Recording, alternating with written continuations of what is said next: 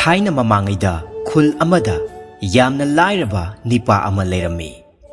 ꯃꯍꯥꯛꯀꯤ ꯃꯆꯥꯅꯨꯄꯥ 8 ꯑꯃꯗꯤ ꯃꯆꯥꯅꯨꯄꯤ 2 ꯄꯣꯛꯇꯨꯅ ꯃꯥꯒꯤ ꯅꯨꯄꯤꯒ ꯄꯨꯟꯅ ꯃꯤꯀꯣꯛ 10 ꯁꯨꯗꯨꯅ ꯌꯥꯝꯅ ꯋꯥꯅ ꯍꯤꯡꯂꯝꯃꯤ꯫ ꯊꯕꯛ ꯁꯨꯅ ꯆꯔꯥ 2 ꯁꯨꯅ ꯆꯥꯕ ꯐꯪꯗꯅ ꯅꯪꯕꯗ ꯅꯥꯡꯒꯜ ꯄꯥꯏꯕꯗꯨ ꯍꯦꯛ ꯌꯧꯅ ꯑꯁꯨꯛꯀꯤ ꯃꯇꯤꯛ ꯋꯥꯔꯝꯃꯤ꯫ ꯃꯈꯣꯏ ꯃꯆꯤꯟ ꯃꯅꯥꯎꯁꯤꯡꯁꯨ ꯃꯥꯅ ꯉꯝꯕ ꯁꯨꯏ ꯅꯣꯝꯃꯤ꯫ ꯂꯕꯨꯛꯇ ꯀꯨꯝꯗꯨꯅ ꯀꯧꯈꯥ ꯀꯧꯊꯨꯝ ꯇꯥꯜꯂꯤ, ꯊꯔꯣꯏ ꯈꯨꯜꯂꯤ, ꯆꯤꯡꯗ ꯀꯥꯗꯨꯅ ꯁꯤꯡ ꯆꯜꯂꯤ, ꯌꯦꯂꯥꯡ ꯀꯦꯡꯉꯣꯏ ꯃꯅꯥ ꯃꯁꯤꯡ ꯍꯦꯛꯇꯨꯅ ꯄꯥꯠꯇ ꯀꯨꯝꯗꯨꯅ ꯂꯣꯡ ꯈꯣꯟꯗꯨꯅ ꯃꯃꯥ ꯃꯄꯥꯒꯤ ꯃꯇꯦꯡ ꯄꯥꯡꯉꯤ꯫ ꯑꯁꯨꯛ ꯀꯟꯅ ꯊꯣꯡ ꯃꯥꯟꯅꯅ ꯁꯨ ꯅꯣꯝꯗꯨꯅ ꯃꯇꯦꯡ ꯄꯥꯡꯅꯔꯕꯁꯨ ꯁꯦꯠꯄ ꯆꯥꯕ ꯃꯅꯤꯡ ꯊꯨꯡꯗꯕꯒꯤ ꯃꯊꯛꯇ ꯂꯥꯏꯔꯕ ꯅꯤꯄꯥꯗꯨ ꯃꯤꯒꯤ ꯁꯦꯟꯗꯣꯟꯅꯁꯨ ꯃꯈ꯭ꯋꯥꯡ ꯀꯣꯏꯔꯝꯃꯤ꯫ ꯅꯣꯡ ꯍꯦꯛ ꯉꯥꯟꯕꯗꯒꯤ ꯅꯨꯃꯤꯠ ꯇꯥꯕ ꯐꯥꯎꯕ ꯁꯦꯜ ꯊꯧꯕꯗ ꯌꯨꯝꯒꯤ ꯃꯈꯥꯗ ꯉꯥꯏꯍꯥꯛꯇꯪ ꯐꯥꯎꯕ ꯄꯣꯊꯥꯗꯨꯅ ꯂꯩꯕ ꯉꯝꯗꯦ꯫ ꯑꯊꯤꯕ ꯋꯥꯍꯩ ꯁꯤꯖꯤꯟꯅꯗꯨꯅ ꯁꯦꯜ ꯊꯧꯔꯩ꯫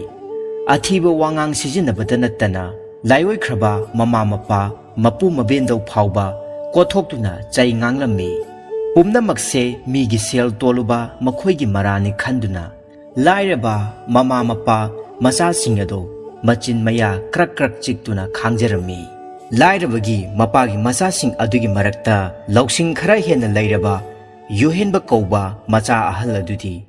ꯃꯃꯥ ꯃꯄꯥ ꯑꯃꯗꯤ ꯃꯆꯤꯟ ꯃꯅꯥꯎꯁꯤꯡ ꯑꯗꯨꯅ ꯋꯥꯔꯤꯕꯁꯤ ꯎꯕꯗ ꯃꯊꯃꯣꯏꯗꯨ ꯄꯨꯕ ꯉꯝꯂꯝꯗꯦ꯫ ꯀꯔꯤ ꯀꯔꯝ ꯇꯧꯔꯒ ꯑꯩꯈꯣꯏꯒꯤ ꯏꯃꯨꯡꯁꯦ ꯑꯃꯨꯛꯇꯪꯗꯤ ꯅꯨꯡꯉꯥꯏꯍꯟꯒꯗꯒꯦ ꯍꯥꯏꯕ ꯋꯥꯈꯜꯁꯤꯗ ꯈꯟꯗꯨꯅ ꯂꯩꯔꯝꯃꯤ꯫ ꯅꯨꯃꯤꯠ ꯈꯨꯗꯤꯡꯒꯤ ꯏꯁꯣꯔꯒꯤ ꯃꯐꯝꯗ ꯗꯨꯛ ꯊꯥꯎꯃꯩ ꯊꯥꯗꯨꯅ ꯍꯩ ꯂꯩ ꯀꯠꯇꯨꯅ ꯏꯁꯣꯔ ꯏꯕꯨꯡꯉꯣ ꯑꯩꯈꯣꯏꯒꯤ ꯏꯃꯨꯡꯁꯦ ꯑꯃꯨꯛꯇꯗꯤ ꯅꯨꯡꯉꯥꯏꯍꯟꯕꯤꯌꯨ ꯍꯥꯏꯗꯨꯅ ꯇꯠꯇꯅ ꯍꯥꯏꯖꯩ ꯊꯧꯅꯤꯖꯩ꯫ ꯃꯇꯝ ꯂꯩꯕ ꯈꯤꯕꯤꯛꯇ ꯆꯥꯕ ꯊꯛꯄ ꯀꯥꯎꯊꯣꯛꯄ ꯃꯈꯩ ꯑꯃꯨꯛꯇꯪꯗꯤ ꯅꯨꯡꯉꯥꯏꯍꯟꯕꯤꯌꯨꯀꯣ ꯍꯥꯏꯖꯕꯁꯤ ꯅꯠꯇꯅ ꯌꯨꯍꯦꯟꯕꯒꯤ ꯂꯥꯏꯅꯤꯡ ꯂꯥꯏꯁꯣꯟ ꯑꯣꯏꯈ꯭ꯔꯦ꯫ ꯏꯁꯣꯔ ꯃꯍꯥꯛꯇꯅ ꯆꯥꯟꯕꯤꯕ ꯅꯠꯇꯅꯗꯤ ꯀꯩꯗꯧꯅꯨꯡꯗꯁꯨ ꯅꯨꯡꯉꯥꯏꯕ ꯐꯪꯂꯔꯣꯏ ꯍꯥꯏꯕꯁꯦ ꯃꯁꯤ ꯈꯟꯗꯨꯅ ꯂꯥꯏꯅꯤꯡꯕ ꯑꯃ ꯑꯣꯏꯈ꯭ꯔꯦ꯫ ꯌꯨꯍꯦꯟꯕꯁꯦ ꯄꯤꯁꯛ ꯄꯤꯛꯂꯤꯉꯩ ꯋꯥꯈꯜ ꯇꯥꯔꯛꯄꯗꯒꯤ ꯍꯧꯅ ꯂꯥꯏ ꯇꯤꯟ ꯌꯥꯝꯅ ꯊꯥꯖꯅ ꯍꯧꯔꯛꯏ꯫ ꯏꯁꯣꯔꯗꯤ ꯃꯐꯝ ꯈꯨꯗꯤꯡꯃꯛꯇ ꯂꯩ, ꯏꯁꯣꯔꯇꯅ ꯇꯥꯏꯕꯪꯒꯤ ꯂꯤꯂꯥ ꯁꯥꯟꯅꯕꯅꯤ꯫ ꯐꯠꯇꯕꯕꯨꯗꯤ ꯆꯩꯔꯥꯛ ꯗꯟꯗꯤ ꯄꯤ, ꯑꯐꯕꯕꯨꯗꯤ ꯑꯐꯕꯗ ꯂꯝꯖꯤꯡꯕꯤ꯫ ꯏꯁꯣꯔ ꯃꯥꯕꯨ ꯅꯤꯡꯖꯕ ꯈꯛꯇꯗ ꯃꯍꯥꯛꯀꯤ ꯊꯧꯖꯥꯜ ꯏꯔꯤꯛ ꯈꯤꯛꯄꯤ꯫ ꯃꯍꯥꯛꯅ ꯆꯥꯟꯕꯤꯔꯕꯗꯇ ꯄꯨꯟꯁꯤ ꯅꯨꯡꯁꯥꯡꯅ ꯅꯨꯡꯉꯥꯏꯅ ꯂꯩꯖꯕ ꯐꯪꯖꯒꯅꯤ ꯍꯥꯏꯕꯁꯤ ꯌꯨꯍꯦꯟꯕꯒꯤ ꯊꯥꯖꯕꯅꯤ꯫ ꯌꯨꯍꯦꯟꯕꯅ ꯆꯥꯗ ꯊꯛꯇꯅ ꯂꯥꯏ ꯅꯤꯡꯖꯔꯛꯄꯅ ꯇꯥꯏꯕꯪꯕꯨ ꯁꯦꯝꯕꯤꯔꯤꯕ ꯃꯄꯨꯗꯣ ꯄꯨꯡꯄꯦꯟ ꯄꯦꯟꯈ꯭ꯔꯦ꯫ ꯌꯨꯍꯦꯟꯕꯒꯤ ꯂꯥꯏꯅꯤꯡꯗ ꯄꯨꯝꯁꯨꯝ ꯁꯨꯝꯈ꯭ꯔꯦ꯫ ꯃꯍꯥꯛꯀꯤ ꯊꯥꯖꯅ ꯅꯤꯡꯖꯕꯗꯨ ꯃꯄꯨ ꯃꯍꯥꯛꯅ ꯎꯕꯤ ꯆꯥꯟꯕꯤꯔꯗꯨꯅ ꯅꯣꯡꯃꯗꯤ ꯌꯨꯍꯦꯟꯕꯒꯤ ꯈꯣꯝꯂꯦꯟ ꯃꯪꯂꯥꯟꯗ ꯂꯥꯛꯂꯦ꯫ ꯅꯨꯃꯤꯠ ꯑꯗꯨ ꯌꯨꯍꯦꯟꯕꯗꯣ ꯏꯁꯣꯔ ꯏꯕꯨꯡꯉꯣ ꯑꯩꯈꯣꯏꯕꯨ ꯑꯃꯨꯛꯇ ꯅꯨꯡꯉꯥꯏꯍꯟꯕꯤꯌꯨ꯫ ꯂꯥꯏꯔꯕ ꯏꯃꯥ ꯏꯄꯥ ꯑꯃꯗꯤ ꯏꯆꯤꯟ ꯏꯅꯥꯎꯁꯤꯡ ꯑꯁꯤꯅ ꯑꯁꯨꯛ ꯀꯟꯅ ꯁꯨ ꯅꯣꯝꯂꯕ ꯐꯥꯎꯕ ꯅꯣꯡꯃ ꯅꯣꯡꯃꯒꯤ ꯄꯨꯊꯕ ꯑꯁꯨꯝ ꯍꯦꯟꯒꯠꯂꯛꯂꯤꯕꯁꯦ ꯏꯁꯣꯔ ꯏꯕꯨꯡꯉꯣ ꯅꯍꯥꯛꯅ ꯆꯥꯟꯕꯤꯕ ꯈꯛꯇ ꯅꯠꯇꯅꯗꯤ ꯑꯍꯣꯕꯁꯤꯡ ꯑꯁꯦ ꯀꯩꯗꯧꯅꯨꯡꯗꯁꯨ ꯃꯦꯟꯕ ꯉꯝꯂꯔꯣꯏ꯫ ꯑꯩꯈꯣꯏꯕꯨ ꯑꯃꯨꯛꯇꯪꯗꯤ ꯆꯥꯟꯕꯤꯌꯨ, ꯅꯠꯇ꯭ꯔꯒꯅ ꯑꯩꯈꯣꯏꯕꯨ ꯄꯨꯂꯞ ꯄꯨꯟꯅ ꯂꯧꯁꯤꯟꯕꯤꯔꯣ꯫ ꯃꯁꯤ ꯍꯥꯏꯗꯨꯅ ꯏꯁꯣꯔꯕꯨ ꯅꯤꯡꯖꯔꯒ ꯇꯨꯝꯈ꯭ꯔꯦ꯫ ꯌꯨꯍꯦꯟꯕꯒꯤ ꯃꯃꯪꯗ ꯏꯁꯣꯔꯅ ꯑꯁꯨꯝꯅ ꯍꯥꯏꯔꯝꯃꯤ, ꯌꯨꯍꯦꯟꯕ, ꯅꯍꯥꯛꯅ ꯑꯩꯕꯨ ꯅꯤꯡꯖꯕꯁꯤꯗ ꯑꯩꯁꯦ ꯄꯨꯡꯄꯦꯟ ꯍꯦꯛ ꯄꯦꯜꯂꯦ꯫ ꯅꯈꯣꯏꯕꯨ ꯅꯨꯡꯉꯥꯏꯍꯜꯂꯒꯦ ꯍꯥꯏꯗꯨꯅ ꯂꯥꯛꯂꯤꯕꯅꯤ꯫ ꯁꯦ ꯑꯩꯅ ꯅꯈꯣꯏꯕꯨ ꯅꯨꯡꯉꯥꯏꯅꯕꯒꯤ ꯂꯝꯕꯤ ꯑꯃ ꯇꯥꯛꯂꯒꯦ, ꯃꯨꯟꯅ ꯇꯥꯎꯀꯣ꯫ ꯃꯍꯥꯛꯅ ꯅꯤꯡꯖꯔꯤꯕ ꯏꯁꯣꯔ ꯃꯍꯥꯛꯅ ꯃꯥꯒꯤ ꯃꯥꯡꯗ ꯂꯦꯞꯂꯔꯕꯗ ꯅꯪꯕꯨ ꯅꯨꯡꯉꯥꯏꯅꯕꯒꯤ ꯂꯝꯕꯤ ꯇꯥꯛꯂꯒꯦ ꯍꯥꯏꯕꯗꯨꯗ ꯌꯨꯍꯦꯟꯕꯗꯣ ꯏꯁꯣꯔ ꯃꯥꯕꯨ ꯅꯤꯡꯖꯕꯒꯤ ꯃꯍꯩ ꯐꯪꯂꯦ ꯈꯟꯖꯗꯨꯅ ꯍꯔꯥꯎꯅ ꯃꯊꯣꯏ ꯀꯥꯖꯗꯨꯅ ꯏꯁꯣꯔꯒꯤ ꯃꯈꯣꯡ ꯁꯣꯛꯅ ꯈꯨꯔꯨꯝꯂꯝꯃꯤ꯫ ꯑꯗꯨꯒ ꯏꯁꯣꯔꯅ ꯍꯥꯏꯕꯗꯣ ꯄꯨꯛꯅꯤꯡ ꯆꯪꯅ ꯇꯥꯔꯝꯃꯤ꯫ ꯃꯗꯨꯗꯒꯤꯗꯤ ꯏꯁꯣꯔꯗꯨꯅ ꯑꯁꯨꯝꯅ ꯃꯈꯥ ꯇꯥꯔꯛꯏ, ꯌꯨꯍꯦꯟꯕ, ꯅꯍꯥꯛꯅꯦ ꯍꯌꯦꯡ ꯑꯌꯨꯛ ꯑꯉꯟꯕ ꯌꯦꯟꯈꯣꯡ ꯑꯍꯥꯟꯕꯗ ꯍꯧꯒꯠꯂꯨ꯫ ꯅꯍꯥꯛꯅ ꯍꯧꯒꯠꯇ꯭ꯔꯕꯁꯨ ꯑꯩꯅ ꯁꯣꯏꯗꯅ ꯍꯧꯗꯣꯔꯛꯀꯅꯤ꯫ ꯅꯍꯥꯛꯅ ꯍꯛꯆꯥꯡ ꯁꯦꯡꯅ ꯁꯦꯡꯗꯣꯛꯇꯨꯅ ꯅꯈꯣꯏꯒꯤ ꯅꯤꯄꯥ ꯏꯟꯗꯨ ꯄꯨꯔꯒ ꯄꯥꯠꯇ ꯆꯠꯂꯨ꯫ ꯏꯟꯗꯨ ꯍꯨꯜꯂꯨ꯫ ꯏꯟꯗꯨ ꯁꯣꯟꯒꯠꯄꯗ ꯌꯥꯎꯔꯛꯄ ꯉꯥ ꯃꯈꯩꯅꯦ ꯑꯃꯠꯇ ꯂꯧꯔꯨꯅꯨ꯫ 8ꯂꯛ ꯁꯨꯅ ꯍꯨꯟꯕꯗ ꯃꯤꯅ ꯄꯥꯝꯕꯤꯗ꯭ꯔꯕ ꯀꯣꯔꯤꯒꯤ ꯑꯃꯟꯕ ꯀꯣꯞꯂꯛ ꯇꯧꯕ ꯆꯐꯨ ꯑꯃ ꯂꯛꯂꯛꯀꯅꯤ꯫ ꯂꯛꯂꯛꯂꯤꯕ ꯆꯐꯨꯗꯣ ꯑꯆꯝꯕ ꯆꯐꯨ ꯅꯠꯇꯦꯀꯣ ꯇꯥꯛꯄꯤꯌꯨꯗꯣ ꯏꯁꯣꯔ ꯏꯕꯨꯡꯉꯣ ꯄꯨꯝꯅꯃꯛ ꯅꯅꯥꯏꯅ ꯅꯍꯥꯛꯄꯨ ꯅꯤꯡꯖꯕꯒꯤ ꯃꯍꯩꯅꯤ ꯏꯁꯣꯔ ꯑꯗꯨꯅ ꯃꯈꯥ ꯇꯥꯔꯛꯏ ꯇꯥꯎ ꯌꯣꯍꯦꯟꯕ ꯆꯐꯨ ꯑꯗꯣ ꯏꯟꯗꯨꯗꯒꯤ ꯂꯧꯊꯣꯛꯇꯅ ꯄꯨꯂꯞ ꯁꯨꯞꯆꯤꯜꯂꯒ ꯄꯥꯠꯇꯨ ꯇꯨꯡ ꯍꯟꯅ ꯌꯦꯡꯂꯝꯗꯅ ꯌꯨꯝ ꯇꯥꯟꯅ ꯂꯥꯛꯀꯗꯕꯅꯤ ꯀꯅꯥꯒꯨꯝꯕ ꯌꯥꯍꯧ ꯉꯟꯕ ꯀꯅꯥꯒꯨꯝꯕꯅ ꯂꯝꯕꯤꯗ ꯊꯦꯡꯅꯗꯨꯅ ꯅꯪꯉꯣꯟꯗ ꯍꯪ ꯈꯣꯠꯄ ꯇꯧꯔꯛꯂꯕꯁꯨ ꯃꯗꯨꯗ ꯅꯪ ꯈꯛ ꯈꯨꯝꯂꯣꯏꯗꯕꯅꯤꯀꯣ ꯅꯪꯅ ꯍꯦꯛ ꯈꯨꯝꯂꯨꯕꯗꯅꯦ ꯆꯐꯨ ꯑꯗꯨꯒꯤ ꯃꯌꯥ ꯄꯨꯝꯕ ꯂꯣꯏꯅ ꯆꯝꯈꯤꯒꯗꯧꯔꯤꯕꯅꯤ ꯏꯟꯗꯣ ꯅꯈꯣꯏꯒꯤ ꯐꯨꯡꯒꯥ ꯂꯥꯏꯔꯨꯗ ꯊꯝꯂꯒ ꯆꯐꯨꯗꯨ ꯂꯧꯊꯣꯛꯎ ꯃꯇꯝꯗꯨꯗ ꯀꯔꯤꯒꯨꯝꯕ ꯅꯈꯣꯏꯒꯤ ꯏꯃꯥ ꯕꯕꯥ ꯅꯆꯤꯟ ꯅꯅꯥꯎꯅ ꯅꯪꯅ ꯇꯧꯔꯤꯕꯗꯣ ꯎꯔꯗꯨꯅ ꯍꯪꯕ ꯈꯣꯠꯄ ꯇꯧꯔꯛꯂꯕꯁꯨ ꯁꯤꯅꯤ ꯑꯗꯨꯅꯤ ꯍꯥꯏꯗꯨꯅ ꯇꯥꯛꯄ ꯈꯨꯝꯕ ꯌꯥꯗꯦꯀꯣ ꯑꯁꯨꯝꯅ ꯏꯁꯣꯔ ꯃꯍꯥꯛꯅ ꯌꯣꯍꯦꯟꯕꯒꯤ ꯃꯪꯂꯥꯟꯗ ꯂꯥꯛꯇꯨꯅ ꯍꯥꯏꯔꯝꯕꯁꯤꯡ ꯑꯗꯨ ꯌꯣꯍꯦꯟꯕ ꯍꯔꯥꯎꯅ ꯃꯄꯨꯛꯅꯤꯡ ꯆꯪꯅ ꯇꯥꯔꯝꯃꯤ ꯃꯗꯨꯗꯒꯤꯗꯤ ꯏꯁꯣꯔꯅ ꯃꯈꯥ ꯇꯥꯅ ꯑꯁꯨꯝꯅ ꯇꯥꯛꯄꯤꯔꯛꯏ ꯑꯗꯨꯗꯒꯤ ꯌꯣꯍꯦꯟꯕ ꯆꯐꯨ ꯑꯗꯨꯗ ꯅꯈꯨꯠ ꯌꯦꯠꯅ ꯍꯨꯝꯃꯨ ꯁꯅꯥ ꯃꯇꯨꯝ ꯑꯃ ꯌꯥꯎꯔꯝꯒꯅꯤ ꯑꯁꯨꯝꯅ ꯅꯨꯃꯤꯠ ꯈꯨꯗꯤꯡꯒꯤ ꯅꯪꯅ ꯅꯠꯇ꯭ꯔꯒ ꯅꯈꯣꯏꯒꯤ ꯏꯃꯨꯡꯒꯤ ꯀꯅꯥꯒꯨꯝꯕ ꯃꯤꯑꯣꯏꯅ ꯁꯅꯥ ꯃꯇꯨꯝ ꯑꯃꯃꯝ ꯂꯧꯊꯣꯛꯄ ꯌꯥꯒꯅꯤ ꯀꯔꯤꯒꯨꯝꯕꯗ ꯅꯈꯣꯏꯅ ꯃꯤꯍꯧ ꯆꯥꯎꯕꯗꯒꯤ ꯑꯅꯤꯔꯛ ꯁꯨꯅ ꯍꯨꯝꯂꯨꯕꯗ ꯁꯅꯥ ꯃꯇꯨꯝ ꯑꯃꯗꯤ ꯑꯗꯨꯝ ꯌꯥꯎꯔꯝꯒꯅꯤ ꯑꯗꯨꯕꯨ ꯆꯐꯨ ꯍꯨꯝꯂꯤꯕ ꯃꯤꯁꯛꯇꯣ ꯃꯥꯅ ꯆꯥꯎ ꯁꯥꯡꯂꯤꯕ ꯑꯗꯨꯗꯒꯤ ꯈꯔ ꯍꯦꯟꯅ ꯄꯤꯛꯁꯜꯂꯛꯀꯅꯤ ꯑꯩ ꯄꯤꯛꯁꯜꯂꯛꯂꯦ ꯍꯥꯏꯕꯁꯤ ꯃꯁꯥꯅꯗꯤ ꯈꯛ ꯈꯪꯖꯔꯣꯏ ꯍꯦꯛ ꯍꯨꯝꯗꯨꯅ ꯁꯅꯥ ꯃꯇꯨꯝ ꯂꯧꯊꯣꯛꯂꯨꯕ ꯈꯨꯗꯤꯡꯒꯤ ꯑꯁꯨꯝ ꯄꯤꯛꯁꯜꯂꯛꯇꯨꯅ ꯃꯃꯩ ꯊꯪꯗ ꯀꯥꯡꯃꯨꯛ ꯆꯥꯎꯔꯛꯀꯅꯤ ꯀꯥꯎꯒꯅꯨ ꯑꯩꯅ ꯇꯥꯛꯂꯤꯕꯁꯦ ꯅꯣꯡꯃꯗ ꯑꯃꯨꯛꯇꯪꯗꯒꯤ ꯍꯦꯟꯒꯅꯨ ꯍꯥꯏꯕꯅꯤ ꯑꯃꯨꯛꯁꯨ ꯍꯥꯏꯔꯤ ꯑꯩꯅ ꯇꯥꯛꯂꯤꯕꯁꯦ ꯀꯥꯎꯒꯅꯨꯀꯣ ꯍꯌꯦꯡꯗꯒꯤꯗꯤ ꯑꯩꯕꯨ ꯅꯤꯡꯖꯕꯒꯤ ꯃꯍꯩ ꯐꯪꯖꯔꯣꯀꯣ ꯌꯣꯍꯦꯟꯕ ꯋꯥꯍꯩꯁꯤꯡ ꯑꯁꯤ ꯌꯣꯍꯦꯟꯕꯗ ꯍꯥꯏꯔꯝꯂꯒ ꯏꯁꯣꯔꯗꯣ ꯂꯥꯏꯒꯤ ꯗꯣꯂꯥꯏ ꯇꯣꯡꯗꯨꯅ ꯅꯨꯡꯁꯤꯠ ꯍꯦꯛ ꯌꯥꯡꯅ ꯑꯇꯤꯌꯥꯗ ꯄꯥꯏꯈꯤꯔꯝꯃꯤ ꯈꯨꯗꯛꯇ ꯌꯣꯍꯦꯟꯕ ꯏꯁꯣꯔꯅ ꯍꯧꯗꯣꯛꯂꯝꯕꯒꯨꯝ ꯃꯤꯀꯞ ꯈꯪꯊꯣꯛ ꯊꯣꯛꯂꯛꯏ ꯏꯁ ꯀꯔꯤꯅꯣ ꯑꯩꯒꯤ ꯃꯪꯁꯤꯕꯣ ꯑꯁꯤ ꯍꯥꯏꯗꯨꯅ ꯐꯃꯨꯡꯗꯒꯤ ꯃꯈꯣꯡ ꯌꯥꯟꯊꯔꯒ ꯐꯝꯂꯗꯨꯅ ꯃꯁꯤꯕꯨ ꯑꯣꯏꯊꯣꯛꯄ ꯌꯥꯕ꯭ꯔꯥꯅꯦ ꯑꯁꯤ ꯍꯥꯏꯅ ꯃꯃꯪꯗꯨꯗ ꯏꯁꯣꯔꯅ ꯍꯥꯏꯔꯝꯕꯁꯤꯡ ꯑꯗꯣ ꯅꯤꯡꯁꯤꯡꯗꯨꯅ ꯂꯩꯔꯤꯉꯩ ꯌꯦꯡꯈꯣꯡ ꯑꯍꯥꯟꯕ ꯇꯥꯔꯛꯂꯦ ꯐꯔꯦ ꯏꯁꯣꯔꯅ ꯑꯩꯒꯤ ꯃꯪꯂꯥꯟꯗ ꯂꯥꯛꯇꯨꯅ ꯍꯥꯏꯔꯝ ꯇꯥꯛꯂꯝꯕꯁꯤꯡ ꯑꯗꯣ ꯄꯥꯡꯊꯣꯛꯇꯨꯅ ꯆꯨꯝꯃꯤ ꯆꯨꯝꯗꯦ ꯍꯥꯏꯕꯗꯣ ꯏꯁꯣꯔꯅ ꯑꯩꯕꯨ ꯆꯥꯟꯕꯤꯗꯦ ꯍꯥꯏꯕꯗꯣ ꯂꯥꯏꯕꯛ ꯌꯦꯡꯂꯒꯦ ꯑꯁꯤ ꯈꯜꯂꯗꯨꯅ ꯍꯛꯆꯥꯡ ꯅꯨꯡꯁꯥꯡ ꯁꯦꯡꯗꯣꯛꯂꯗꯨꯅ ꯃꯄꯥꯒꯤ ꯏꯟ ꯑꯗꯨ ꯄꯥꯏꯗꯨꯅ ꯌꯨꯝꯒꯤ ꯃꯤꯑꯣꯏ ꯀꯅꯥ ꯑꯃꯠꯇ ꯇꯥꯛꯂꯝꯗꯅ ꯄꯥꯠ ꯇꯝꯅ ꯂꯥꯛꯂꯦ ꯃꯗꯨꯒꯤ ꯃꯇꯨꯡ ꯏꯁꯣꯔꯅ ꯍꯥꯏꯔꯝꯕ ꯑꯗꯨꯃꯛ ꯄꯥꯡꯊꯣꯛꯂꯝꯃꯤ ꯑꯔꯛꯄ ꯉꯥ ꯃꯈꯩ ꯂꯧꯗꯅ ꯊꯥꯗꯣꯛꯂꯝꯃꯤ ꯐꯖꯔꯕ ꯆꯥꯎꯔꯕ ꯌꯦꯡꯕꯗ ꯀꯜꯂꯛꯄ ꯉꯥ ꯀꯌꯥ ꯂꯛꯄꯗꯣ ꯄꯥꯝꯅ ꯑꯃꯠꯇ ꯂꯧꯗ꯭ꯔꯦ ꯍꯥꯏꯅ ꯏꯟꯗꯣ 8ꯂꯛ ꯁꯨꯅ ꯍꯨꯟꯕꯗ ꯃꯃꯪꯗ ꯇꯥꯛꯈꯤꯕ ꯑꯀꯣꯞꯄ ꯀꯣꯔꯤ ꯆꯐꯨꯗꯣ ꯂꯛꯂꯦ ꯏꯁꯣꯔꯅ ꯑꯩꯒꯤ ꯑꯋꯥꯕꯁꯦ ꯎꯕꯤꯗꯨꯅ ꯆꯥꯟꯕꯤꯔꯦꯗꯅ ꯑꯁꯤ ꯍꯥꯏꯅ ꯈꯜꯂꯗꯨꯅ ꯇꯨꯡ ꯍꯟꯅ ꯌꯦꯡꯗꯅ ꯌꯨꯝ ꯇꯥꯟꯅ ꯄ꯭ꯔꯞ ꯂꯥꯛꯂꯦ ꯌꯥꯍꯧ ꯉꯟꯕ ꯄꯥꯠꯇ ꯀꯨꯝꯗꯨꯅ ꯉꯥ ꯐꯥꯕ ꯂꯕꯨꯛ ꯀꯨꯝꯕ ꯁꯤꯡ ꯆꯟꯕ ꯆꯠꯄꯁꯤꯡꯅ ꯌꯣꯍꯦꯟꯕꯒꯤ ꯃꯑꯣꯡ ꯃꯇꯧꯗꯨꯗ ꯀꯩꯗꯧꯕ ꯌꯥꯎꯔꯦ ꯌꯣꯍꯦꯟꯕ ꯑꯗꯨꯛ ꯐꯤꯡꯅ ꯆꯠꯂꯤꯕꯗꯨꯕꯨ ꯍꯥꯏꯅ ꯍꯪꯂꯕꯁꯨ ꯍꯣꯏ ꯃꯥꯏ ꯄꯥꯎꯈꯨꯝ ꯄꯤꯔꯝꯗ꯭ꯔꯦ ꯌꯣꯍꯦꯟꯕ ꯃꯌꯨꯝ ꯌꯧꯔꯦ ꯃꯈꯣꯏꯒꯤ ꯐꯨꯡꯒꯥ ꯂꯥꯏꯔꯨꯗ ꯏꯟ ꯑꯗꯨ ꯊꯝꯗꯨꯅ ꯆꯐꯨꯗꯨ ꯂꯧꯊꯣꯛꯇꯨꯅ ꯆꯐꯨ ꯃꯅꯨꯡꯗ ꯍꯨꯝꯂꯨꯕꯗ ꯉꯥꯅꯨ ꯃꯔꯨꯝꯃꯨꯛ ꯆꯥꯎꯕ ꯂꯪꯇ꯭ꯔꯤꯛ ꯂꯪꯕ ꯁꯅꯥ ꯃꯇꯨꯝ ꯑꯃ ꯌꯥꯎꯔꯝꯂꯦ ꯌꯣꯍꯦꯟꯕꯅ ꯃꯃꯥ ꯃꯄꯥ ꯃꯆꯤꯟ ꯃꯅꯥꯎ ꯄꯨꯝꯕ ꯍꯧꯗꯣꯛꯇꯨꯅ ꯋꯥꯔꯤ ꯄꯨꯝꯕ ꯃꯆꯥ ꯈꯥꯏꯅ ꯂꯤꯗꯨꯅ ꯇꯥꯍꯜꯂꯦ ꯑꯁꯨꯝꯅ ꯌꯣꯍꯦꯟꯕꯅ ꯆꯥꯗ ꯊꯛꯇꯅ ꯏꯁꯣꯔ ꯃꯥꯕꯨ ꯅꯤꯡꯖꯕꯒꯤ ꯃꯍꯩ ꯐꯪꯈ꯭ꯔꯦ ꯅꯨꯡꯇꯤꯒꯤ ꯁꯅꯥ ꯃꯇꯨꯝ ꯑꯃꯃꯝ ꯆꯐꯨꯗꯒꯤ ꯂꯧꯊꯣꯛꯇꯨꯅ ꯀꯥꯏꯗꯨꯅ ꯃꯤꯒꯤ ꯁꯦꯟꯗꯣꯟ ꯁꯤꯡꯗꯣꯛꯇꯨꯅ ꯅꯨꯡꯉꯥꯏꯅ ꯄꯥꯜꯂꯛꯂꯦ ꯑꯗꯨꯅ ꯏꯁꯣꯔ ꯐꯪꯕ ꯍꯥꯏꯕꯁꯦ ꯏꯁꯣꯔ ꯃꯥꯕꯨ ꯅꯤꯡꯖꯕꯁꯤꯡꯇꯅ ꯐꯪꯒꯗꯕꯅꯤ ꯏꯁꯣꯔ ꯂꯩ ꯍꯥꯏꯕꯁꯤ ꯀꯥꯎꯔꯣꯏꯗꯕꯅꯤ ꯃꯅꯤꯗꯤ ꯂꯝꯖꯥꯎꯗ ꯈꯛ ꯇꯥꯗꯦ ꯏꯁꯣꯔꯅ ꯐꯠꯇꯕ ꯃꯤꯕꯨ ꯆꯩꯔꯥꯛ ꯗꯟꯗꯤ ꯄꯤ ꯑꯩꯈꯣꯏꯅ ꯀꯅꯥꯁꯨ ꯈꯪꯂꯔꯣꯏ ꯎꯔꯔꯣꯏ ꯍꯥꯏꯅ ꯇꯧꯕ ꯈꯨꯗꯤꯡꯃꯛ ꯏꯁꯣꯔ ꯃꯥꯅꯗꯤ ꯏꯉꯥꯟ ꯉꯥꯟꯅ ꯎꯏ ꯍꯥꯏꯕꯁꯦ ꯑꯩꯈꯣꯏꯅ ꯈꯛ ꯀꯥꯎꯔꯣꯏꯗꯕꯅꯤ ꯌꯣꯍꯦꯟꯕꯒꯤ ꯃꯈꯥ ꯍꯦꯛ ꯊꯪꯕꯗ ꯀꯂꯛ ꯃꯤꯍꯧ ꯌꯥꯝꯅ ꯆꯥꯎꯕ ꯂꯧ ꯌꯥꯝ ꯆꯥꯕ ꯃꯤꯅ ꯋꯥꯕ ꯎꯔꯒ ꯄꯦꯟꯖꯕ ꯂꯥꯏꯔꯕꯁꯤꯡꯗ ꯁꯦꯟꯗꯣꯏ ꯆꯥꯎꯅ ꯂꯧꯗꯨꯅ ꯁꯦꯜ ꯁꯥꯟꯗꯣꯛꯄ ꯁꯦꯟꯗꯣꯜ ꯁꯤꯡꯕ ꯉꯝꯗ꯭ꯔꯒꯅ ꯃꯤꯅꯨꯡꯁꯤ ꯌꯦꯡꯗꯅ ꯃꯄꯣꯠ ꯃꯔꯟ ꯍꯦꯛꯇ ꯃꯠꯄ ꯃꯨꯟꯕ ꯁꯦꯟꯖꯥꯎ ꯄꯥꯏꯕ ꯑꯃ ꯂꯩꯔꯝꯃꯤ꯫ ꯍꯥꯏꯔꯤꯕ ꯁꯦꯟꯖꯥꯎ ꯄꯥꯏꯕ ꯑꯁꯤ ꯂꯩꯀꯥꯏ ꯀꯅꯥ ꯑꯃꯠꯇꯅ ꯅꯨꯡꯁꯤꯗꯦ꯫ ꯑꯗꯨꯕꯨ ꯂꯩꯔꯛꯇꯕ ꯃꯇꯝꯗꯗꯤ ꯅꯨꯡꯁꯤꯗ꯭ꯔꯕꯁꯨ ꯅꯨꯡꯁꯤꯗꯅ ꯇꯉꯥꯏ ꯐꯗꯅ ꯃꯉꯣꯟꯗ ꯍꯥꯏꯖ ꯆꯪꯖꯗꯨꯅ ꯃꯉꯣꯟꯗ ꯄꯣꯠ ꯆꯩ ꯌꯣꯟꯖꯒꯦ, ꯂꯧꯕꯤꯌꯨ, ꯕꯟꯗꯣꯞ ꯊꯝꯖꯒꯦ, ꯁꯦꯜ ꯈꯔ ꯄꯨꯖꯒꯦ,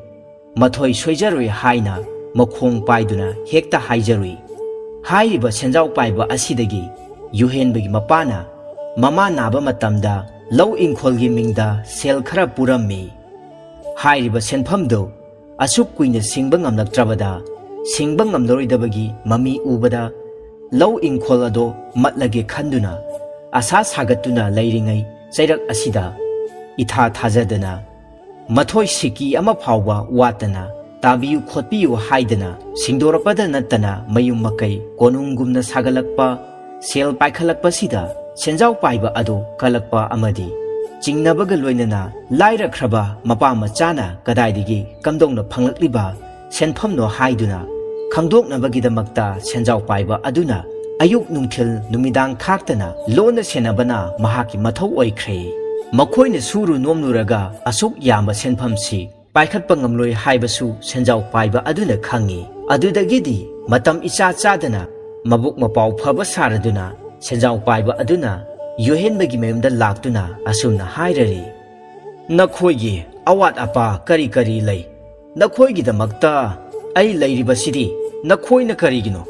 ꯑꯁꯨꯛ ꯊꯨꯅ ꯑꯩꯒꯤ ꯁꯦꯜꯗꯨꯕꯨ ꯁꯤꯡꯂꯛꯂꯤꯗꯨꯕꯣ ꯅꯈꯣꯏꯒꯤ ꯅꯌꯨꯝ ꯅꯀꯩ ꯁꯥꯕꯗ ꯁꯤꯖꯤꯟꯅꯕ ꯌꯥꯗ꯭ꯔꯣ? ꯗꯔꯀꯥꯔ ꯂꯩꯔꯕꯗꯤ ꯂꯧꯔꯨꯔꯣ, ꯁꯦꯟꯗꯣꯏꯒ ꯂꯧꯒꯗꯕ ꯅꯠꯇꯦ"꯫ ꯑꯁꯤ ꯍꯥꯏꯗꯨꯅ ꯋꯥꯔꯤ ꯁꯥꯔꯝꯃꯤ꯫ ꯑꯊꯦꯡꯕ ꯑꯍꯤꯡꯗ ꯅꯨꯡꯊꯤꯜ ꯄꯣꯕꯣꯞꯇ ꯌꯦꯅꯥꯈꯥ ꯂꯨꯈꯥꯗ ꯐꯛꯂꯥꯡꯗ ꯅꯞꯇꯨꯅ ꯌꯨꯍꯦꯟꯕ ꯈꯣꯏꯒꯤ ꯀꯔꯤ ꯑꯔꯣꯟ ꯑꯊꯨꯞ ꯋꯥꯔꯤ ꯁꯥꯟꯅꯔꯤꯕꯒꯦ ꯍꯥꯏꯕꯁꯤ ꯁꯦꯟꯖꯥꯎ ꯄꯥꯏꯕ ꯑꯗꯨꯅ ꯂꯣꯟꯅ ꯇꯥꯔꯦ꯫ ꯑꯁꯨꯛ ꯀꯟꯅ ꯃꯊꯧ ꯑꯃ ꯍꯦꯛ ꯑꯣꯏꯅ ꯍꯣꯠꯅꯔꯕꯁꯨ ꯌꯨꯍꯦꯟꯕ ꯈꯣꯏꯅ ꯏꯅꯥꯛ ꯈꯨꯜꯂꯛꯄꯒꯤ ꯀꯔꯤꯒꯨꯝꯕ ꯂꯪꯂꯥ ꯂꯪꯖꯤꯜ ꯑꯃ ꯍꯦꯛꯇ ꯐꯪꯈꯤꯗ꯭ꯔꯦ꯫ ꯑꯁꯨꯝꯅ ꯊꯣꯛꯎ ꯍꯥꯏꯔꯗꯨꯅ ꯅꯣꯡꯃꯗꯤ ꯃꯈꯣꯏꯒꯤ ꯑꯊꯥꯞꯄ ꯈꯨꯡꯒꯪ ꯑꯃꯗ ꯂꯩꯈꯤꯕ ꯁꯥꯒꯩ ꯅꯥꯇꯩ ꯑꯃꯒꯤ ꯗꯦꯕ ꯀꯔꯃ ꯑꯃ ꯊꯣꯛꯇꯨꯅ ꯌꯨꯍꯦꯟꯕꯒ ꯂꯣꯏꯅꯅ ꯃꯃꯥ ꯃꯄꯥꯗꯣ ꯗꯦꯕ ꯀꯔꯃ ꯌꯥꯎꯕ ꯆꯠꯈꯤꯔꯝꯃꯤ꯫ ꯃꯆꯤꯟ ꯃꯅꯥꯎꯁꯤꯡꯁꯨ ꯃꯥꯒꯤ ꯃꯥꯒꯤ ꯃꯍꯩ ꯇꯝꯐꯝ ꯁꯪꯗ ꯃꯍꯩ ꯇꯝꯕ ꯆꯠꯅꯈꯤꯔꯝꯃꯤ꯫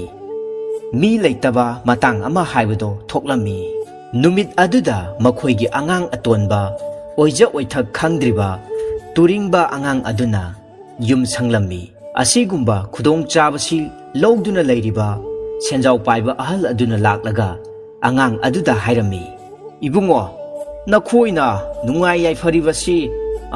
ꯀꯗꯥꯏꯗꯒꯤ ꯀꯅꯥꯅ ꯀꯝꯗꯧꯅ ꯁꯦꯜ ꯄꯨꯁꯜꯂꯛꯇꯨꯅ ꯅꯨꯡꯉꯥꯏꯔꯤꯕꯅꯣ?" ꯁꯦꯟꯖꯥꯎ ꯄꯥꯏꯕ ꯑꯍꯜ ꯑꯗꯨꯒꯤ ꯋꯥꯍꯪꯗꯨꯗ ꯏꯆꯝ ꯆꯝꯖꯔꯕ ꯑꯉꯥꯡ ꯑꯗꯨꯅ ꯍꯧꯈꯤꯕ ꯋꯥꯔꯤꯁꯤꯡ ꯑꯗꯨ ꯃꯥꯅ ꯈꯪꯕ ꯃꯈꯩ ꯑꯉꯥꯡ ꯑꯣꯏꯕꯒꯤ ꯅꯥꯄꯜꯒ ꯂꯣꯏꯅꯅ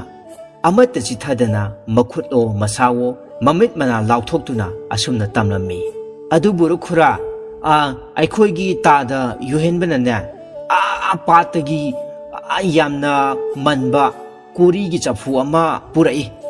ꯑꯗꯨꯒꯤ ꯆꯐꯨ ꯃꯅꯨꯡꯗꯒꯤꯅꯦ ꯑꯩꯈꯣꯏꯒꯤ ꯄꯥꯕꯅ ꯑꯣꯏꯔꯦ, ꯏꯃꯥꯅꯕꯨ ꯑꯣꯏꯔꯦ, ꯑꯗꯨꯗꯒꯤꯅꯦ ꯑꯩꯅꯕꯨ ꯑꯣꯏꯔꯦ, ꯍꯦꯛ ꯍꯦꯛ ꯍꯨꯝꯗꯨꯅ ꯁꯅꯥ ꯃꯇꯨꯝ ꯑꯃꯃꯝ ꯅꯨꯡꯇꯤꯒꯤ ꯂꯧꯊꯣꯛꯑꯦꯕ꯫ ꯃꯗꯨꯒꯤ ꯁꯅꯥ ꯃꯇꯨꯝꯁꯤꯡꯗꯣ ꯀꯥꯏꯊꯣꯛꯇꯨꯅꯅꯦ ꯅꯨꯡꯉꯥꯏꯔꯛꯄꯅꯤ ꯈꯪꯉꯕꯣ? ꯑꯩꯈꯣꯏꯒꯤꯗꯤ ꯁꯅꯥ ꯆꯐꯨ ꯑꯃ ꯂꯩ ꯈꯨꯔꯥ, ꯅꯈꯣꯏꯒꯤꯗꯤ ꯂꯩꯖꯕ꯭ꯔꯣ?" ꯏꯇꯤꯡ ꯇꯤꯡꯕ ꯑꯉꯥꯡꯒꯤ ꯃꯑꯣꯡ ꯑꯗꯨꯗ ꯄꯨꯛꯆꯦꯜ ꯐꯠꯇ꯭ꯔꯕ ꯑꯁꯤꯡꯕ ꯁꯦꯟꯖꯥꯎ ꯄꯥꯏꯕꯗꯨ ꯃꯥꯅ ꯊꯦꯝꯕꯗ ꯁꯣꯏꯗꯅ ꯌꯥꯔꯒꯅꯤ ꯍꯥꯏꯕꯁꯦ ꯈꯪꯂꯗꯨꯅ ꯈꯣꯟ ꯅꯧꯊꯅ ꯑꯁꯨꯝꯅ ꯈꯨꯝꯂꯛꯂꯝꯃꯤ: "ꯏꯕꯨꯡꯉꯣ, ꯑꯗꯨꯗꯤꯅꯦ ꯅꯈꯣꯏꯒꯤ ꯆꯐꯨꯗꯣ ꯑꯃꯨꯛꯇ ꯌꯦꯡꯒꯦꯅꯦ꯫ ꯅꯈꯣꯏꯒꯤ ꯆꯐꯨꯒꯤ ꯃꯁꯛꯇꯣ ꯑꯩꯁꯨ ꯈꯪꯂꯕꯗꯤ ꯑꯩꯁꯨ ꯄꯥꯠꯇꯒꯤ ꯑꯃꯠꯇ ꯈꯨꯜꯂꯨꯒꯦ ꯇꯧꯕꯅꯤꯗ꯫ ꯀꯗꯥꯏꯅꯣ ꯑꯃꯨꯛꯇ ꯌꯦꯡꯒꯦꯅꯦ ꯈꯨꯔꯥ? ꯆꯐꯨꯗꯨꯗꯤ ꯂꯩ ꯍꯥꯏꯕ, ꯍꯣꯔꯦꯟ ꯄꯥꯕ ꯈꯣꯏ ꯏꯃꯥ ꯈꯣꯏ ꯂꯥꯛꯂꯒ ꯃꯤꯉꯣꯟꯗ ꯌꯦꯡꯍꯜꯂꯤ ꯍꯥꯏꯗꯨꯅ ꯆꯩꯒꯅꯤ꯫ ꯍꯣꯔꯦꯟ ꯄꯥꯕ ꯈꯣꯏ ꯂꯥꯛꯂꯒ ꯃꯈꯣꯏꯗ ꯍꯥꯏꯔꯒꯅꯦ ꯌꯦꯡꯉꯣꯕ, ꯈꯨꯗꯣꯡꯆꯥꯕꯁꯤ ꯅꯥꯟꯊꯣꯛꯍꯟꯕ ꯌꯥꯗꯦ ꯈꯜꯂꯗꯨꯅ ꯃꯁꯛꯇꯨꯗꯪ ꯑꯃꯨꯛꯇ ꯌꯦꯡꯒꯦꯕ." ꯑꯁꯤ ꯍꯥꯏꯗꯨꯅ ꯍꯟꯖꯤꯟ ꯍꯟꯖꯤꯟ ꯊꯦꯝꯕꯗꯨꯗ ꯑꯉꯥꯡ ꯑꯗꯨ ꯇꯦꯊꯔꯛꯇꯨꯅ ꯆꯐꯨꯗ ꯄꯨꯊꯣꯔꯛꯇꯨꯅ ꯁꯦꯟꯖꯥꯎ ꯄꯥꯏꯕ ꯑꯗꯨꯗ ꯌꯦꯡꯍꯜꯂꯦ꯫ ꯍꯨꯝꯂꯨꯕ ꯃꯇꯝꯗ ꯂꯪꯇ꯭ꯔꯤꯛ ꯂꯪꯕ ꯁꯅꯥ ꯃꯇꯨꯝ ꯑꯃ ꯂꯧꯈꯠꯂꯛꯏ꯫ Senjau paibadu ingak ngakna sanamatum adubu magi furit khawda lona hapchinkhre. Angangduda nungsina asumna hairaki. Ibungo nakhoi chafu se aikoida amukta puminarusi. Nakhoi nandonane nahan se patagi khulakpa chafu ama lay. Aduga manabra haibado yengsi. Aigi nahan wai nakhoi paba khoidane tolamba selsingdo loina kokpikhrabani khangabo nakhoi magphanaba hotnaribani. Aina ne chafu se purubada nakhoi paba hoina karisu sauroi. Khurana ne nangi achaposu dama amada pijagani. Achapota nate sanaposingsu pigadoribani ne. Senjau paiba aduna giri talakpaduda angang ado ingaw ngawkhre. Khumpham khangdraduna hairi. Hoi khura paba khoina halaktringaida yamna thuna amuk puraksiko. Asi hairaduna chafu adu puraduna senjau paiba mi adugi mayumda lakminare. Madudagidi senjau paiba aduna angang aduda sanapot piduna achapot pijaduna sana halaga korigi chafudu tumina imungda pusilaktuna chafududa humduna sanamatum mathang lokthoklammi. Angakpa haraubana thumatkiduna sanamatum amamam lokthokpa khudingi masado asum piksalaki haibase senjau paiba masanadi khangjaramde. Senjau paiba adugi mangolduda karisu khangjadriba angang adudi achapotu chaduna sanapotu sanaduna leirami. Sanamatum lokthokpa khudingi asum piksalakuna mamai thangdadi senjau paibado kangmuk piksalaki. Kangmuk piksalakuna sanamatum maraktuda masak ukhidre mangkhre. Achapot chaduna sanaramba angang ado achapot chaba loiraba adudadi khura aikhoi paba khoi halaklabadi soidana chairagani lao chalasu lao chachi haiduna imungda changlubadadi senjau paibado leiramdre. Aduga langtrik langba sanamatum mayam ama paiduna leibadu urami. Angangduna kawbado senjau paiba adunadi tarammi. Adubu senjau paiba adunadi khumbadu kangna khumbamuk hawbana angangduna taramde. Karino tawgadoribasi haiba khangdana angangdu chafudu puraga mayumda laklammi. Hairiba tanja aduda arapada debakarma chatkhiba mama mapa mayambadu halaklammi. Manau atonbaduna chafudu paiduna leirambadu ubada mama mapa mayambadu karino toribase asi haiduna yengnarami. Amadi angangduda pulap yenglai. Makhoigi mityengdo angangduna su khangbagum kiraduna kapli tawna mamangda thokhiba thodok pumba amata jithadana paw tamle. Yohenba amadi mama mapado sawbadi lairaduna is onthokpanida khurado asi haiduna senjau paiba adugi mayumda laktuna imungda changduna yenglubadadi sanana chingmuk wangna paiduna leramle. Kangmuk chawna piksalamgani haibasi khangduna sana maraktuda koithi thirami. Adubu thibadi ngamdre. Mana tawjabana mana phangjabani khanduna yohenba amadi mama mapa changduna sanasing adubu holure. Asumna mihau chawraba karisu khangjadriba laigumlaba angang aduda langjarubagi senjau paiba nupa adu mapunsi chupa sana kharaga sinaduna kangmu piksalakuna mangkhre. Aduga isorbu thajaba yohenbado isorgi thaujan phangjaduna mama mapa machin manau singduga punna awat apa amatta leitana yaibi marang kaina nungaina pankhirami.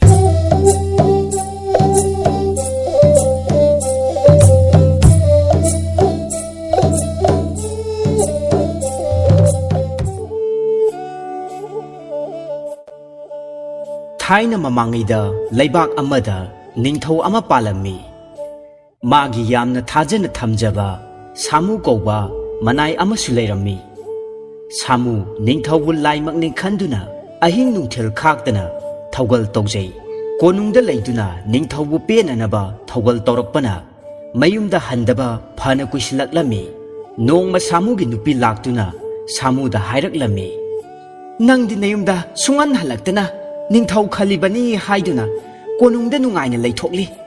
Chaba thakpa marang kairabanina yumgi leita lairasu wakhal changkhiroiba nupa nangdi. Nupi angang karam charam thalangani haibagi wakhal sungtau tawdana lairabi aingondada sum inthokliba sibu Karam tauribano nupagi mateng yaudana nupigi pangaltana imung pubase itik oide haiba nangna khangliba natro karino haibigadabado ngasidi chap chaba ama haibiro aidine puba thangba sungam ngamjararoi Samugi nupina kapngang tauraga nganglakpadu tabada wa adusu aranba kakningai amata yaudabana Samu jinthakta khumbasu ngamkhidre ngaihak leiraga Samuna magi nupida asumna hairaklami chummi nupi nangna hairibado ha phare aisu iningthaugi thaugalda pukning lupkhiduna imunggi leita lairagi wakhal pungkaw kawthoklure iningthaunasu aigi imungda karigumba amata yengbiraktre phare ai laklage ngasigidi nang chalamoko Samugi wa tarabada magi nupido chatkhre Samusu mana khaji khaji tumchinjaba sel kharadu puraga mayumda halakle Samuna mayumda halaklaga kari thabak tawduna nupi angang thaksige haina asum khalli law uba ingkhol koiba yum sabana chingbasu ningthau khalibani haiduna tawrubana amata haihogdre amata tahogdre haujikti amata oiraroi khaladuna sing oina lalolage haina leple mana purakpa sel kharaduna sing lairuraga lalonduna nupi angang thakpa horaklami Samu sing lalonduna nupi angang thalakpagi chahi amaromgi matungda nongma laibak tugi ningthaudu kaithel lomda asum koithoraklami mathang mathang yenglubadagi handorakpada kaithel machi amada Samuna sing yonduna leirambadu thengnarure ningthaubu hek ujabada Samuna khurumjarami ningthauna hairaklami haima Samu aina nang ude ude khalibasidi nang disida sing yonduna laibasinanidana asi haina hairakpada Samuna khumjarami iningthau ibungo nanai ai nupi angang thakpa ngamnanaba sing yonduna khangjari ningthauna amuk hanglaklami nangi singsidi nongmada kayamukadi sijai ha Samu iningthau ibungo nanai gise nongmada sel yankai di sijai adudi nangdi sel paiba haiba midu oiredana aduk yamba sel adudi nangdi karai da sijinai ha Samu iningthau ibungo nanai aigisi chapchana konaje kari amata lemhogdeda aduna sel paiba haibado sungam ngamjade wasi tabada ningthauna ngakladuna hanglaklami adudi karige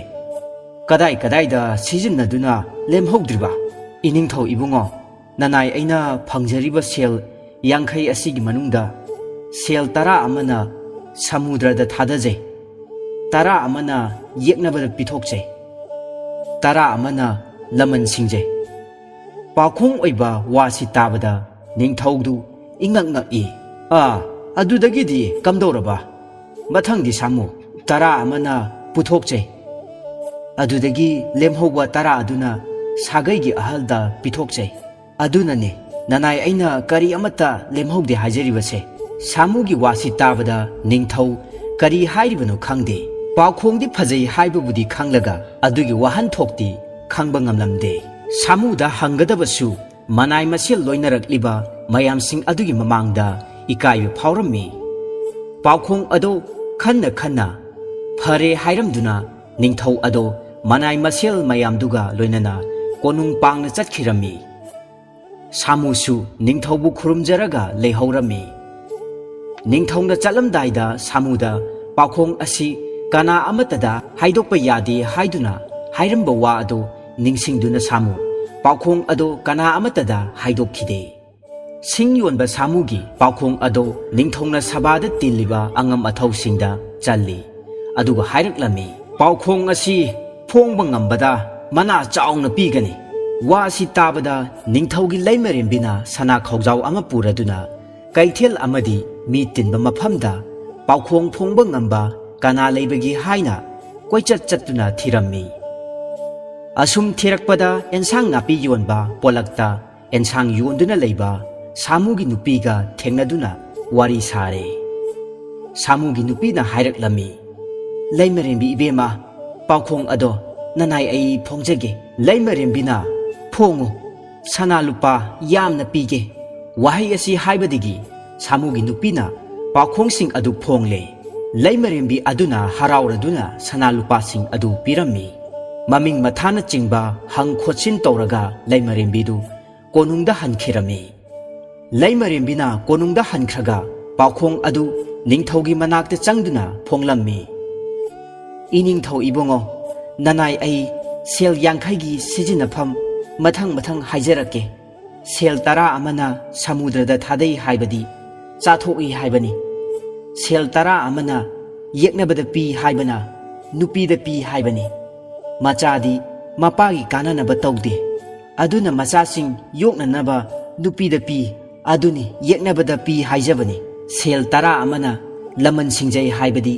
mama mapa oibasingidamakta sel aduna potchai leiduna laida katli haibani sel tara amana puthokchai haibadi isagi hayengmukki mapokta yaiphanabgidamakta ishorda katli haibani ikon konbagi sel tara amana sagaigi ahalda pithoi haibadudi icha ahalda pithoi haijabani do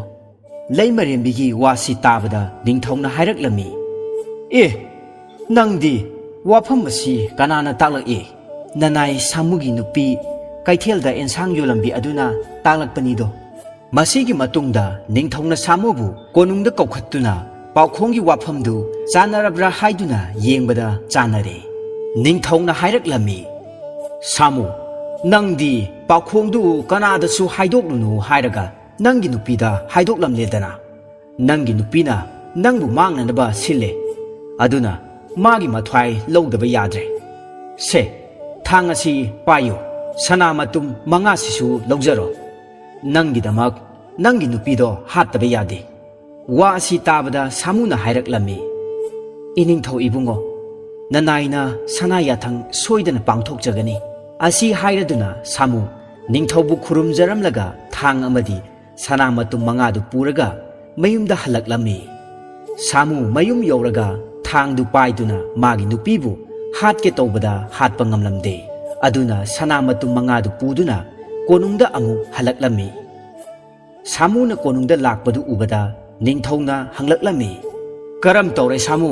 aina haiba thabaktu pangthoklabra samuna khurumjaduna haijai nanai ai pangthokpa ngamjadre nanai aibu amukta ngakpiu iningthau ningthongna hairaklami phare nang chalo sanadudi pujakhro adugane nangi nupidu khara tharau aina unadaba yade hayuko samuna ningthaubu khurumjaduna sanamatum mangadu puraga amuk mayumda halakle mayum yoraga samuna magi nupida hairami hai nupi iningthongna nangbu kauri laktaba yade hairai amukta chaludana asi haina hairabada samugi nupidu haraure khudong chaba pige haiduna soidana oiramgani haiba wakhal asi khalladuna magi nupada asumna hairai hoi nupa ai soidana chatke asi haiduna khumlaklabada ngaihak leiraga mafi marol tanan set illaduna samugi nupi konung kananaba sem sakhirami asigi matungda samugi nupido konungda khongsankhre konung yobada samugi nupi ningthaugi manakta changduna ningthaubu khurumjarami aduga hairami iningthau ibongo nanai ai singlalonba samugi nupini iningthaugi yathangna nanai aibu kaukhatpi haiba tajarubada iningthaubu khurumjagi haiduna lakcharibani kari karamba sana yathang takpigadaba laibage nayathang phigau sana yajari iningthauna pibirodo asi haina hangatlaklabada ningthongna hairami nahak samugi nupi phare aihak nangonda wa ama haige haiduna tawbani asi haina hairakpada nupi aduna hairami takpi sido iningthau asi haiduna khuda kunduna leire ningthongna hairaklami aina ngasi hairibase yarabadi aina nahakpu leimarimbi singi luchingbi oina phamthol hapkani sana lupasu matik chana pigani ningthaugi wahai asi tabada samugi nupidu haraubana momon hek tawjai nupigi momon tawba maithongdu ubada ningthongna hairaklami irai laiba thabakni aina ngasi nangonda pangthoklu haigadoribase ꯀꯔꯤꯁꯨ ꯑꯔꯨꯕ ꯅꯠꯇꯦꯗ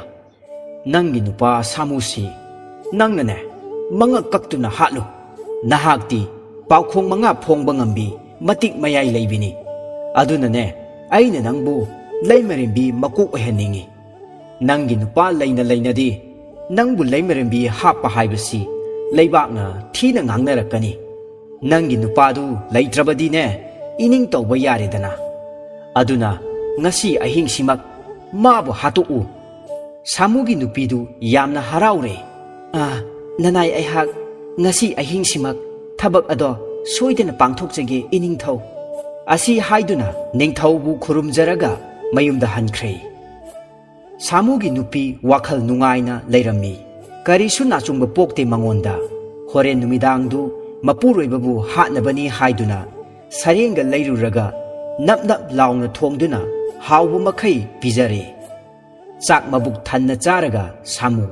ꯃꯥꯒꯤ ꯅꯨꯄꯤꯒ ꯅꯨꯡꯉꯥꯏꯅ ꯋꯥꯔꯤ ꯋꯥꯇꯥꯏ ꯁꯥꯔꯒ ꯇꯨꯝꯊꯈꯤꯔꯝꯃꯤ ꯑꯍꯤꯡ ꯊꯦꯡꯖꯜꯂꯛꯂꯕꯗ ꯃꯥꯒꯤ ꯅꯨꯄꯥꯁꯨ ꯅꯨꯡꯉꯥꯏꯅ ꯇꯨꯝꯂꯤꯉꯩ ꯇꯟꯖꯥ ꯑꯁꯤꯗ ꯁꯥꯃꯨꯒꯤ ꯅꯨꯄꯤꯅ ꯆꯥꯛꯈꯨꯝꯗ ꯆꯪꯂꯒ ꯑꯦꯟꯁꯥꯡ ꯁꯦꯝꯅꯅꯕ ꯍꯩꯖ꯭ꯔꯥꯡꯗꯨ ꯂꯧꯊꯣꯛꯂꯨꯔꯦ ꯑꯗꯨꯒ ꯇꯨꯝꯗꯨꯅ ꯂꯩꯔꯤꯕ ꯅꯨꯄꯥꯗꯨꯒꯤ ꯃꯅꯥꯛꯇ ꯆꯪꯁꯤꯜꯂꯒ ꯃꯃꯥꯏꯗ ꯃꯨꯟꯅ ꯌꯦꯡꯉꯤ ꯑꯗꯨꯒ ꯑꯁꯨꯝꯅ ꯈꯜꯂꯛꯂꯝꯃꯤ ꯑꯩꯅ ꯉꯁꯤ ꯃꯥꯕꯨ ꯂꯣꯏꯁꯤꯟꯕ ꯑꯗꯨꯒ ꯍꯌꯦꯡꯅ ꯂꯩꯃꯔꯦꯝꯕꯤ ꯃꯀꯣꯛ ꯑꯁꯨꯝꯅ ꯋꯥꯈꯜ ꯑꯁꯤ ꯈꯜꯂꯗꯨꯅ ꯀꯨꯏꯅ ꯂꯩꯃꯤꯟꯅꯔꯛꯂꯕ ꯃꯍꯥꯛꯀꯤ ꯃꯄꯨꯔꯣꯏꯕꯒꯤ ꯃꯤꯅꯨꯡꯁꯤꯒ ꯑꯃꯠꯇ ꯃꯤꯀꯨꯞ ꯑꯗꯨꯗ ꯐꯥꯎꯈꯤꯗ꯭ꯔꯦ ꯊꯥꯡ ꯑꯗꯨ ꯈꯨꯠ ꯆꯦꯠꯅ ꯄꯥꯏꯔꯒ ꯇꯨꯝꯗꯨꯅ ꯂꯩꯔꯤꯕ ꯃꯄꯨꯔꯣꯏꯕꯒꯤ ꯃꯉꯛꯇ ꯊꯤꯟꯖꯤꯜꯂꯒ ꯂꯦꯟꯈꯥꯏꯗꯨꯅ ꯍꯥꯠꯇꯣꯛꯂꯝꯃꯤ ꯁꯥꯃꯨ ꯏꯅ ꯄꯨꯡꯂꯨꯞ ꯂꯨꯞꯇꯨꯅ ꯐꯃꯨꯡ ꯃꯊꯛꯇ ꯁꯤꯗꯨꯅ ꯂꯩꯔꯦ ꯑꯍꯤꯡꯗꯨꯗ ꯁꯥꯃꯨꯒꯤ ꯅꯨꯄꯤꯗꯣ ꯃꯥꯒꯤ ꯅꯨꯄꯥꯕꯨ ꯍꯥꯠꯂꯨꯕꯒꯤ ꯏꯅ ꯄꯨꯡꯉꯥꯡ ꯉꯥꯡꯅ ꯇꯩꯔꯕ ꯊꯥꯡ ꯑꯗꯨ ꯄꯥꯏꯔꯒ ꯀꯣꯅꯨꯡ ꯇꯝꯅ ꯆꯦꯜꯂꯛꯏ ꯃꯥꯒꯤ ꯃꯑꯣꯡ ꯃꯇꯧꯗꯨ ꯎꯕꯗ ꯀꯣꯅꯨꯡꯒꯤ ꯊꯣꯡꯁꯪꯕꯅ ꯉꯛꯄꯒ ꯀꯤꯕꯒ ꯌꯥꯅꯗꯨꯅ ꯀꯣꯅꯨꯡꯗ ꯆꯪꯍꯟꯗ꯭ꯔꯦ ꯁꯥꯃꯨꯒꯤ ꯅꯨꯄꯤꯅ ꯑꯁꯨꯝꯅ ꯍꯥꯏꯔꯛꯏ ꯑꯩꯍꯥꯛ ꯏꯅꯤꯡꯊꯧꯅ ꯄꯥꯡꯊꯣꯛꯎ ꯍꯥꯏꯕ ꯊꯕꯛ ꯑꯗꯣ ꯄꯥꯡꯊꯣꯛꯂꯨꯔꯤꯕꯅꯤ ꯏꯅꯤꯡꯊꯧꯕꯨ ꯈꯨꯔꯨꯝꯖꯗꯕ ꯌꯥꯗꯦ ꯍꯧꯖꯤꯛꯃꯛ ꯑꯩꯕꯨ ꯏꯅꯤꯡꯊꯧꯒꯤ ꯃꯅꯥꯛꯇ ꯄꯨꯁꯤꯜꯂꯨ ꯑꯁꯤ ꯍꯥꯏꯅ ꯍꯥꯏꯔꯕꯗ ꯊꯣꯡꯁꯪꯕ ꯑꯃꯅ ꯍꯥꯏꯔꯛꯏ ꯑꯩꯍꯥꯛ ꯏꯅꯤꯡꯊꯧꯗ ꯑꯗꯨ ꯍꯪꯒꯠꯂꯨꯈꯤꯒꯦ ꯀꯅꯥꯅꯤ ꯍꯥꯏꯖꯧꯒꯦ ꯑꯁꯤ ꯍꯥꯏꯅ ꯍꯪꯂꯛꯄꯗ ꯅꯨꯄꯤ ꯑꯗꯨꯅ ꯍꯥꯏꯔꯛꯏ ꯁꯤꯡꯂꯂꯣꯟꯕ ꯁꯥꯃꯨꯒꯤ ꯅꯨꯄꯤꯅꯤ ꯏꯅꯤꯡꯊꯧꯗ ꯁꯅꯥ ꯌꯥꯊꯪ ꯄꯥꯡꯊꯣꯛꯂꯨꯔꯒ ꯂꯥꯛꯆꯕꯅꯤ ꯍꯪꯒꯠꯄꯤꯌꯨꯗꯣ ꯑꯁꯤ ꯍꯥꯏꯅ ꯍꯥꯏꯕꯗꯒꯤ ꯅꯤꯡꯊꯧꯒꯤ ꯌꯥꯊꯪ ꯂꯧꯕ ꯆꯪꯈꯤꯔꯝꯃꯤ ꯉꯥꯏꯍꯥꯛ ꯂꯩꯔꯒ ꯊꯣꯡꯁꯪꯕꯗꯨꯅ ꯊꯣꯔꯛꯇꯨꯅ ꯍꯥꯏꯔꯛꯂꯝꯃꯤ ꯍꯧꯖꯤꯛ ꯅꯣꯡꯉꯥꯟꯒꯗꯕꯁꯨ ꯈꯖꯤꯛꯇ ꯉꯥꯏꯔꯦ ꯑꯗꯨꯅ ꯅꯣꯡꯉꯥꯜꯂꯒ ꯎꯅꯁꯤ ꯇꯥꯛꯄꯤꯔꯛꯏꯗꯣ ꯏꯅꯤꯡꯊꯧꯅ ꯑꯗꯨꯅꯅꯦ ꯉꯥꯏꯍꯥꯛ ꯃꯐꯝ ꯑꯁꯤꯗ ꯉꯥꯏꯕꯤꯔꯁꯤꯗꯣ ꯁꯥꯃꯨꯒꯤ ꯅꯨꯄꯤꯗꯨ ꯅꯣꯡꯉꯥꯜꯂꯒ ꯁꯣꯏꯗꯅ ꯂꯩꯃꯔꯦꯝꯕꯤ ꯃꯀꯣꯛ ꯑꯣꯏꯔꯒꯅꯤ ꯍꯥꯏꯕꯒꯤ ꯋꯥꯈꯜꯗ ꯅꯤꯡꯊꯧ ꯎꯅꯅꯕꯒꯤꯗꯃꯛꯇ ꯅꯣꯡꯉꯥꯟꯕ ꯉꯥꯏꯗꯨꯅ ꯂꯩꯔꯦ ꯅꯣꯡꯉꯥꯜꯂꯛꯂꯕꯗ ꯅꯤꯡꯊꯧꯅ ꯅꯨꯄꯤꯗꯨ ꯀꯧꯁꯤꯜꯂꯛꯏ ꯁꯥꯃꯨꯒꯤ ꯅꯨꯄꯤ ꯍꯔꯥꯎ ꯍꯔꯥꯎꯅ ꯏ ꯇꯩꯕ ꯊꯥꯡꯗꯨ ꯄꯥꯏꯔꯒ ꯅꯤꯡꯊꯧꯒꯤ ꯃꯅꯥꯛꯇ ꯊꯣꯡꯁꯪꯕ ꯅꯨꯄꯥ ꯑꯃꯒ ꯂꯣꯏꯅꯅ ꯆꯪꯂꯛꯂꯒ ꯅꯤꯡꯊꯧꯕꯨ ꯈꯨꯔꯨꯝꯂꯛꯏ ꯑꯗꯨꯒ ꯍꯥꯏꯔꯛꯂꯝꯃꯤ ꯏꯅꯤꯡꯊꯧ ꯏꯕꯨꯡꯉꯣ ꯅꯅꯥꯏ ꯅꯨꯄꯤꯗ ꯇꯥꯛꯄꯤꯔꯛꯄ ꯁꯅꯥ ꯌꯥꯊꯪ ꯑꯗꯣ ꯄꯥꯡꯊꯣꯛꯆꯔꯨꯔꯦ ꯅꯅꯥꯏꯕꯨ ꯂꯣꯏꯁꯜꯂꯨꯕꯒꯤ ꯍꯥꯠꯂꯨꯕꯒꯤ ꯊꯥꯡꯁꯨ ꯑꯁꯤꯗ ꯂꯩꯖꯔꯦꯗꯣ ꯁꯅꯥ ꯅꯣꯡꯗꯝ ꯇꯝꯕꯤꯔꯣꯗꯣ ꯑꯁꯤ ꯍꯥꯏꯅ ꯍꯥꯏꯔꯕꯗ ꯊꯥꯡ ꯑꯗꯨ ꯅꯤꯡꯊꯧꯒꯤ ꯃꯐꯝꯗ ꯀꯠꯆꯔꯦꯗꯣ ꯃꯈꯨꯠꯇ ꯏ ꯇꯩꯕꯗꯨ ꯎꯕꯗ ꯍꯥꯏꯁ ꯁꯤꯗꯤ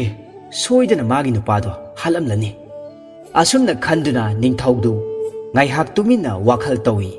ꯑꯗꯨꯒ ꯃꯅꯥꯏ ꯑꯃ ꯊꯥꯗꯨꯅ ꯋꯥꯌꯦꯜꯁꯪꯒꯤ ꯄꯨꯡꯖꯥꯎ ꯊꯤꯟꯕꯗꯒꯤ ꯑꯉꯝ ꯑꯊꯧ ꯐꯝꯅꯥꯏꯕ ꯄꯨꯝꯅꯃꯛ ꯀꯣꯅꯨꯡꯗ ꯀꯥꯔꯛꯇꯨꯅ ꯇꯤꯜꯂꯔꯦ ꯅꯤꯡꯊꯧꯁꯨ ꯂꯦꯡꯊꯣꯔꯛꯂꯦ ꯃꯅꯥꯏ ꯑꯃ ꯊꯥꯔꯒ ꯁꯥꯃꯨꯒꯤ ꯅꯨꯄꯤꯗꯨꯁꯨ ꯃꯌꯥꯝꯒꯤ ꯃꯥꯡꯗ ꯆꯪꯍꯜꯂꯛꯂꯝꯃꯤ ꯁꯥꯃꯨꯒꯤ ꯅꯨꯄꯤꯅ ꯈꯜꯂꯛꯂꯝꯃꯤ ꯑꯩꯁꯦ ꯉꯁꯤꯗꯤ ꯁꯣꯏꯗꯅ ꯑꯉꯝ ꯑꯊꯧ ꯃꯤꯌꯥꯝ ꯃꯃꯥꯡꯗ ꯂꯩꯃꯔꯦꯝꯕꯤꯒꯤ ꯃꯀꯣꯛ ꯍꯥꯞꯀꯗꯧꯔꯦ ꯑꯩꯗꯤ ꯑꯣꯟꯊꯣꯛꯅ ꯅꯨꯡꯉꯥꯏꯖꯈ꯭ꯔꯦꯗ